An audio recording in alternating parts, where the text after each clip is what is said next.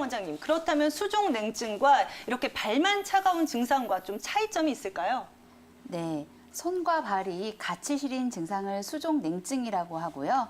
손은 괜찮은데 발만 시린 증상을 족부냉증이라고 합니다.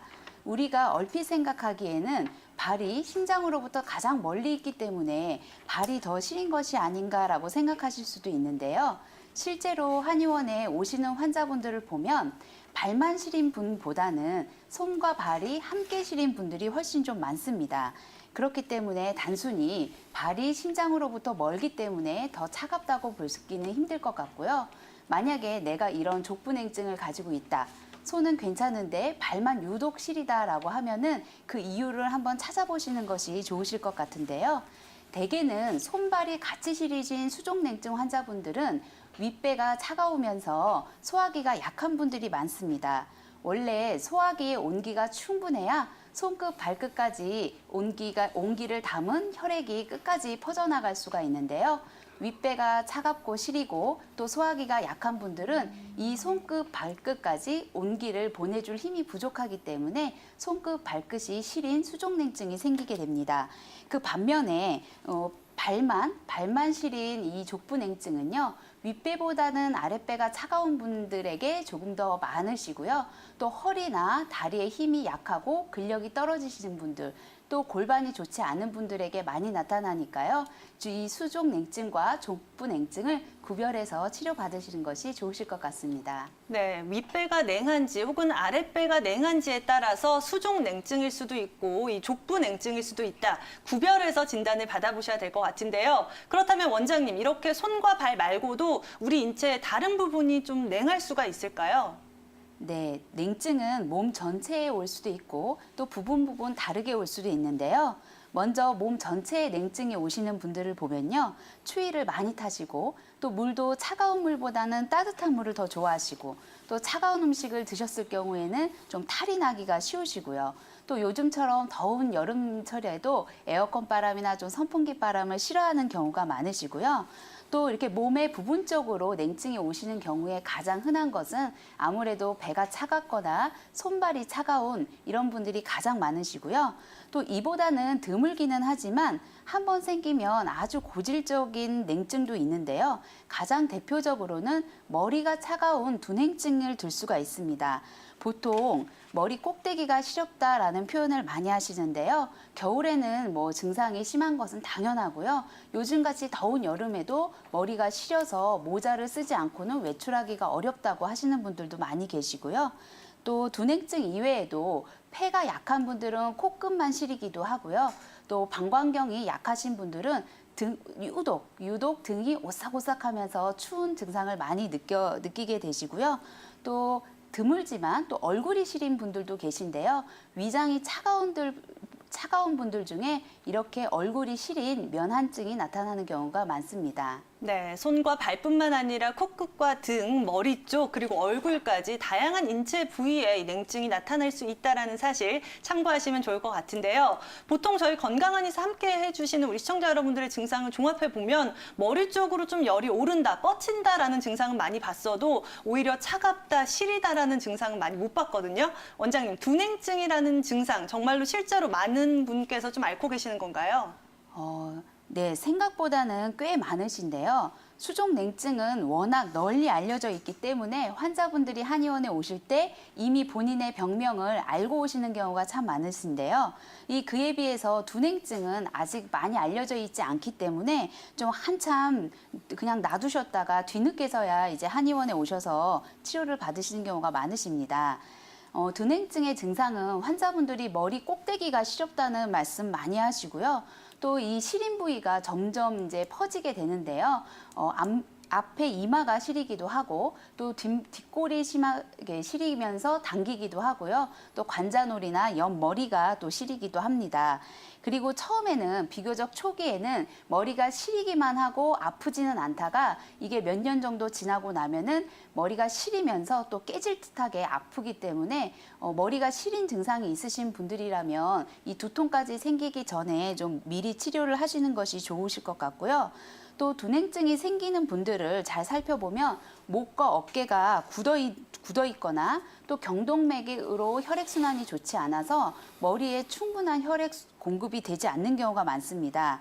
그래서 우리가 한의원에서 치료를 할 때에도 몸을 따뜻하게 하는 한약을 쓰기도 하지만 이 침치료와 약침치료로 경추와 뒷목을 풀어주는 시술이 함께 필요합니다. 우리 시청자님들께서도 발은 따뜻하게 하고 머리는 차갑게 하라는 말을 많이 들어보셨을 거예요. 그만큼 머리는 뜨거워서 생기는 병이 많기 때문에 머리를 차갑게 하라는 뜻인데요. 하지만 이렇게 반대로 머리가 차가워서 생기는 둔행증이라는 병도 있으니까요. 이런 건강 상식을 무조건 따르지는 마시고 내 몸에 맞는 말인지 한 번쯤 체크해 보시는 것이 좋으실 것 같습니다. 네, 생각보다 많은 비중을 차지하고 있는 둔행증에 관련된 이야기까지 나눠봤는데요. 아무래도 이러한 냉증은 우리 인체 열이 불균형해서 나타나는 증상이잖아요. 그렇다면 원장님, 한의학적 관점에서는 어떻게 이해하면 좋을까요? 네. 발은 시리지만 상체로는 오히려 열이 올라온다는 분들이 계신데요. 이런 증상을 상열하한증이라고 합니다. 원래 건강하려면 하체는 따뜻하고 상체는 시원해야지 좋은데 이게 거꾸로 뒤바뀌어 있는 병인데요. 상열하한증이 생기는 원인으로는 크게 세 가지로 나눌 수가 있는데요. 첫 번째는 스트레스가 아주 많은 경우입니다. 사람이 스트레스를 받으면 혈압이 올라가면서 이 말초, 손끝, 발끝에 있는 혈관은 수축하게 되는데요. 그렇기 때문에 머리 쪽으로는 더 압이 차게 되고 손발은 차가워지면서 상열하한증이 생기게 되고요. 두 번째로는 과로로 인한 허열인데요.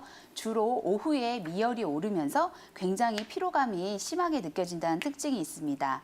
세 번째는 갱년기 조혈증인데요. 여자분들은 폐경 전후에서 많이 생기고 남자분들의 경우에도 50대가 넘어가면서 생기는데요.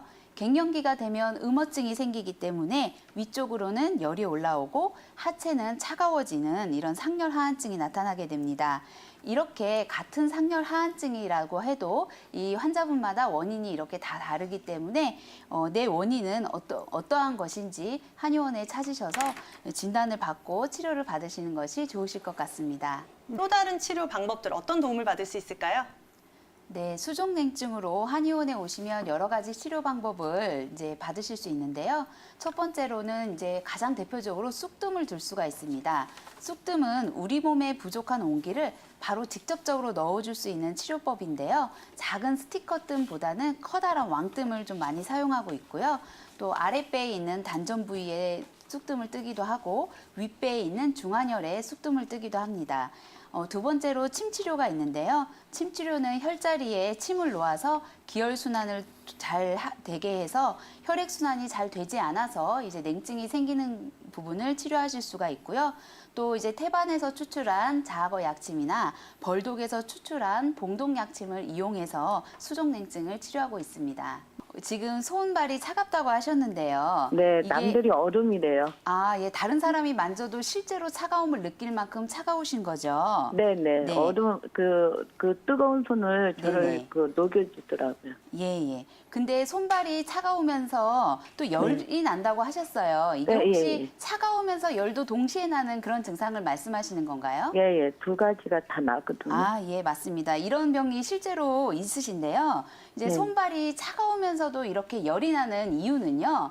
네. 손발이 차가운 것은 이제 온기가 부족하고 순환이 안 되는 건데 그러면서 네. 어머님이 대수술을 하시면서 몸이 많이 힘드셨잖아요.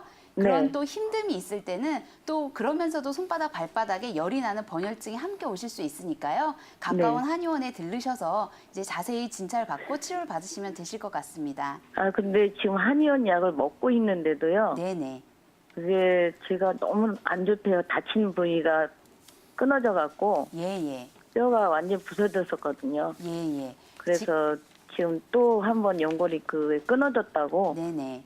끊어져 있어서 또 해야 된대요. 한 5년 됐는데. 네. 아무래도 이 차갑기만 하신 분보다는 차가우면서 열이 나는 분들은 훨씬 더 치료 기간을 길게 잡으셔야 되거든요.